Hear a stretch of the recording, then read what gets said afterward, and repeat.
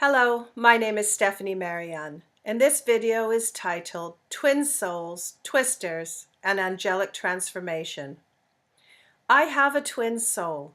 In fact, I've had 5 of them. Confused? Well, so was I. It all began in January this year when I met the Tin Man.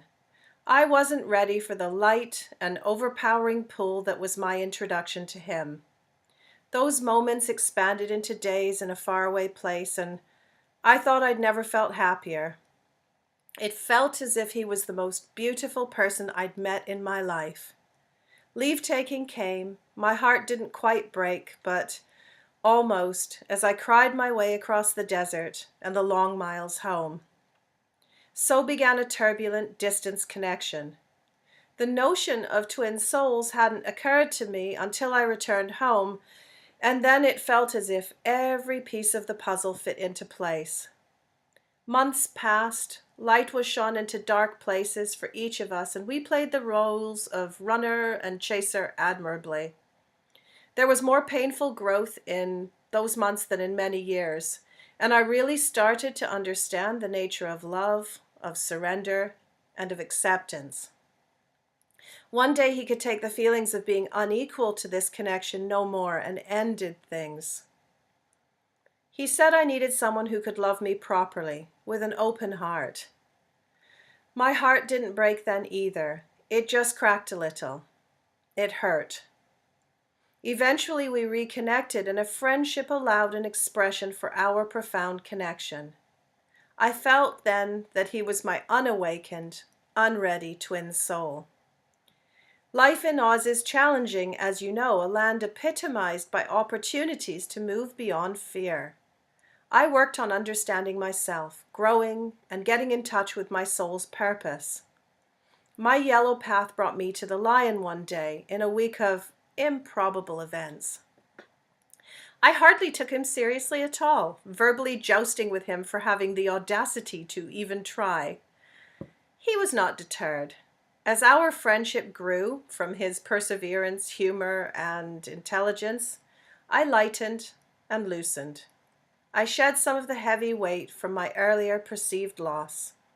This lion seemed to tick all the boxes and fill every space for a while. I was amazed to feel my heart open again and started to wonder about the nature of our connection. In shortish time, differences in age, culture, religion, and more became the expression for his fear, and we rode a roller coaster of emotions. His love was easily expressed, but the courage to give it wings was absent. It was an excellent, painful filter. It showed me what lay beneath his beautiful words. I started to see that what was filling those spaces and ticking the boxes was my desire to have them filled and ticked. When I let go of that, I was at first bereft, and I entered a void. It wasn't as bleak as it sounds, though. I started to work on some heart rules. No matter what the nature of the relationship, of which thread of destiny brings us together, I decided it had to work on the ground. Respect, communication, presence, and profound love were my heart rules. This was just as well, as it would be intensely challenged by the next events. The scarecrow found me one day and almost annoyed me with his cocky assurance that we were meant to be together. Despite my initial irritation, his stance intrigued me, and the what-if in me was activated. We played with energy over the ether, a distraction for a time. He had something but relied so heavily on that first assumption that it both hid and stifled the possibility of actual growth. When real life and challenge intruded on the fantasy, he retreated. A pincushion might have been more helpful to process what he couldn't accept. He preferred to live with illusions. He felt that I was his twin, but I sensed no such mirroring here. Through most of these exchanges with key characters, I continued down the yellow path.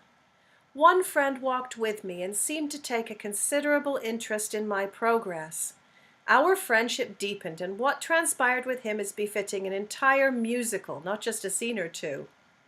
Our relationship was spiritual, but not exclusively, and he took me on a wild journey. Undoubtedly, he was the wizard in this tale, beautiful and powerful beyond measure. He was also hiding behind an oppressive curtain of fear. No one moved me as he did, and I credit him with some of my most profound awakenings. I began to see what we were really sharing one day, and the intrepid in me challenged him with the truth, as I saw it. I felt the depth of what joined us and began to feel that he was my twin.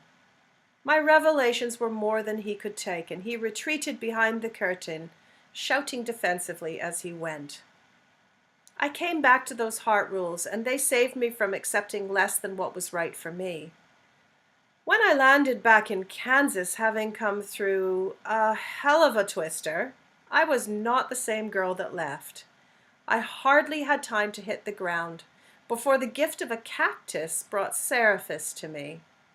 He didn't belong in Oz, and our connection went far beyond Kansas. Similar to the scarecrow, he was fueled by conviction, the faith that we were united in twinness. I honestly didn't think that I was seeking this, but now I question that. We did seem to have a perfect balance, an unlikely yin and yang. Decades of age between us, and the fact that he was gay gave things a karmic twist, yet the mutual attraction was undeniable. I speak from the other side of Oz, of twisters and karmic twists, at least for now. Seraphis and I met, and transformation close to miraculous illuminated our time together. He has shed so many of his illusions and opened into the reality of limitless possibility, the truth of who he is.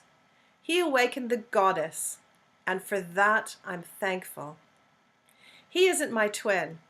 Twin souls, soul mates, soul fragments, and families and karmic connections. My head spins. What does it all mean? I know only this. We were put out there to learn. What we put out comes back to us. The Tin Man ignited something in me, a hot ember of a feeling I think that most of us share, namely the yearning for a counterpart, yin desperately seeking yang. As I so often say to people, don't seek love, seek to remove the obstacles to love within yourself and it will find you. In Jaipur one warm day, a reader of star charts said to me, "You are not for one man, but for mankind." It sounds beautiful, free, and unconditional, but honestly, I hated his words, and to date, it has been the story of my life. I don't know where this yellow path will take me, nor what characters will walk with me, but I do know I want this to be enough. I'm so grateful for the life I have, the people, experiences, and gifts of learning and love that come to me every day. I love the work I do, and I feel fully and vibrantly alive. Enough. There is peace in that. I am sure there can be peace. The names have been changed to protect identities. All names are characters from the Wizard of Oz, except for Seraphis, who lives outside of that sphere.